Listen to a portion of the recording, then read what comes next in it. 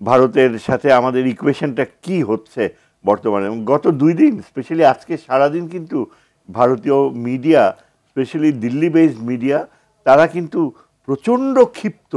কেন? লালমনিরহাট এয়ার বেসটা আমরা অ্যাক্টিভেট করতে যাচ্ছি।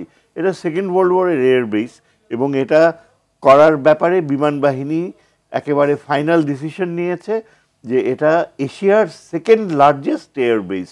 এটা কিন্তু চট্টিখাটি কথা না, second largest air base in Asia Lalmonirhat. সেখানে অ্যাভিয়েশন একাডেমি থাকবে, ট্রেনিং স্কুল থাকবে, সিভিলিয়ান বিমান টেক অফ করবে, এয়ারফোর্সের বিমান টেক অফ করবে, এবং ট্রেনিং ফ্যাসিলিটি থাকবে। এখন এটা যেহেতু 12 কিলোমিটার মাত্র বর্ডার থেকে, ভারত আপত্তি করেছে।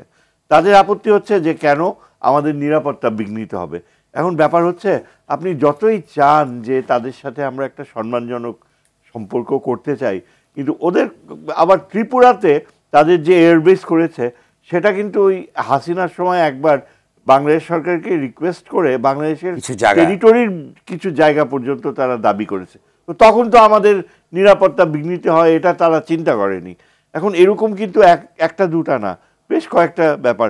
এখন তাদের কথা হচ্ছে যে এই লালমনিরহাট এয়ারবেস অ্যাক্টিভেট করার উদ্দেশ্যটা হচ্ছে আমাদের 25 মাইলের শিলিগুড়ি করিডোরকে অনিশ্চয়তায় ফেলা। তো তাদের কথা হচ্ছে, ঠিক আছে, তোমরা যদি এয়ারবেসটা নিজেদের খরচে করো, নিজেদের যতগুলা প্লেন আছে, 12টা বা 14টা প্লেন যাই আছে, সেগুলো অপারেট করো, আমাদের কাছে এগুলা কিছুই না। এমনকি এক বাঙালি গ্রুপ ক্যাপ্টেন, তাদের রিটায়ার্ড, সে বলছে যে এই পুচকে বাংলাদেশ, পুচকে শব্দটাও ইউজ করছে, এই পুচকে বাংলাদেশ 12টা প্লেন নিয়ে আর কি করবে, ওটা নিয়ে আমাদের মাথা কামানো উচিত না। বুড়ো প্লেন, বুড়ো বলেছে, বুড়ো প্লেন, ইন্ডিয়ান বুড়ো প্লেন, ও পুরা প্লেন, বুড়া ওল্ড, ও আচ্ছা আচ্ছা, বুড়া প্লেন, পুচকে বাংলাদেশ, এইটাও বলছে, আমি নিজে শুনছি। যাই হোক, ব্যাপারটা হচ্ছে কি, আমি যতদূর জানি ওই কাতারের অর্থায়ন হচ্ছে এখানে, কাতার নাকি রাজি হয়েছে এবং একটা বড় রকমের অর্থায়ন তারা করবে। এছাড়াও অবভিয়াসলি আমার মনে হয় চীনের সাথে একটা সম্পৃক্ততা থাকবেই বাংলাদেশের।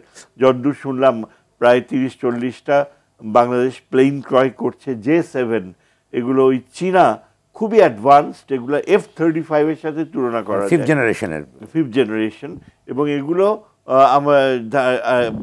ইন রিটার্ন ভারত অলরেডি আপনার ওই যে হাসিমারা এয়ারবেস, যেটা 70 কিলোমিটার দূরে, ওইখানে তাদের নিজেদের তৈরি করা স্বল্প পাল্লা ও মাঝারি পাল্লার ক্ষেপণাস্ত্র বসিয়েছে বাংলাদেশের দিকে তাক করা। এগুলো কখন তারা করেছে জানি না, তবে গত 1 মাসে এটা হয়তো হয়ে থাকবে, যখন একটা রিউমার ছিল যে পাকিস্তানের সাথে বাংলাদেশ একটা বিশেষ রকমের নিরাপত্তা সহযোগিতার পথে যাচ্ছে। কিন্তু আমার প্রবলেমটা হচ্ছে এইখানে যে ইন্ডিয়া কিন্তু মনে করে যে 7 সিস্টার্সের বেলায় তাদের লেফটেন্যান্ট জেনারেল শর্মা অত্যন্ত খ্যাত, এবং আপনি প্রায় ইউটিউবে খুললে 1-2 দিন পরেই দেখতে পাবেন শর্মা আর মেজর জেনারেল বক্সি। এরা দুজন কন্টিনিউয়াসলি একটা একাডেমিক ডিসকাশন করে, অন্যান্য রিটায়ার্ড জেনারেলসদের আনে, রিটায়ার্ড অ্যাম্বাসেডারদের আনে, এবং শর্মা এদের দুজনেরই কিন্তু দৃষ্টিভঙ্গি হচ্ছে এই যে চায়না যদি ডোকলাম থেকে মুভ করে, তাহলে কি তারা লাইটেনিং স্পিডে বাংলাদেশের 35 মাইল দখল করে ফেলবে, সেটা কি আগে করবে নাকি চায়না সেটা ঘটালে করবে, এই হচ্ছে ওদের ডিবেট। কিন্তু যে করবে, করার মতো যে ওদের প্রয়োজনীয়তা দেখা দিতে পারে, তাতে কোনো সন্দেহ নাই।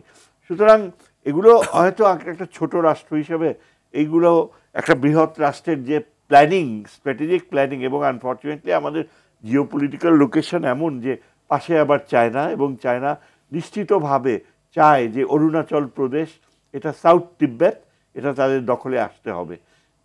ভুটানের সাথে তারা টেরিটোরিয়াল অ্যাডজাস্টমেন্ট করে ফেলছে, এবং এটা অত্যুক্তি হবে না বলতে যে সুযোগ পেলে চায়না কিন্তু দক্ষিণ দিকে একটা ধাক্কা দেবে না বলা যায় না। লাদাখেও তাদের প্রচুর দাবি রয়েছে। সুতরাং এইসব যদি চিন্তা করি, আমাদের কিন্তু নিরাপত্তা ব্যবস্থায় আমরা এটা হঠকারী না, অস্তিত্বের তাগিদে ঠিকমতো প্রয়োজনীয় নিরাপত্তা ব্যবস্থাগুলো নিতে হবে। যেমন ধরেন বঙ্গোপসাগরে আমরা যদি ভারতের সাথে রেসপেক্ট চাই, ভারত, আপনি যেটা প্রথমেই বললেন যে ভারতকে বোঝাতে হবে, আস্থায় আনতে হবে। আন্তর্জাতিক সম্পর্কের আইন হচ্ছে, নিয়ম হচ্ছে যে হয় আপনি ক্লায়েন্ট স্টেট হিসাবে থাকতে রাজি হবেন, না হয় আপনি যদি আত্মসম্মান নিয়ে তার কাছ থেকে রেসপেক্ট চান, তাহলে আপনার সামরিক সামর্থ্যকে এমন পর্যায়ে নেবেন, তার সমান তো হতে পারবেন না, কিন্তু আপনার সেই অ্যাবিলিটি থাকবে নিবারক হিসাবে, যে সে যেন জানে যে সে যদি আপনাকে আঘাত করে, সেই আঘাতের পাল্টা জবাবটা তার জন্য অসহনীয় হতে পারে। এটাকে আমরা ইংরেজি ল্যাঙ্গুয়েজে বলি ইনফ্লিকশন অফ পেইন। বুঝছেন? আমরা এমন ডিফেন্স তৈরি করব যে ভারত দুইবার ভাববে যে বাংলাদেশের উপর। আচ্ছা, আরেকটা ব্যাপার হচ্ছে যে এই যে রিসেন্ট হিল ট্র্যাক্সে যে প্রবলেমটা দেখা দিয়েছে, এই কুকিরা আবার ঢুকে পড়ছে, সেনাবাহিনী অ্যাকশন নিয়েছে, প্রায় 9 জন বোধহয় কুকি সোলজার্স মারা গিয়েছে। এটাও একটা ব্রড প্ল্যানে রয়েছে। অনেকে বলে যে আমেরিকাও নাকি এর পিছনে রয়েছে, খ্রিস্টান স্টেট তৈরি করবে। এখন ব্যাপার হচ্ছে ওগুলা তো অনেক সুদূর প্রসারী চিন্তা। আমাদের বর্তমান চিন্তা হচ্ছে যে, যেটা শোনা যায় ভারতীয় ইন্টারপ্রেটার্স বলছে যে আমাদের 7 সিস্টার্স রয়েছে, আমরা এটাকে 8 সিস্টার্স করব।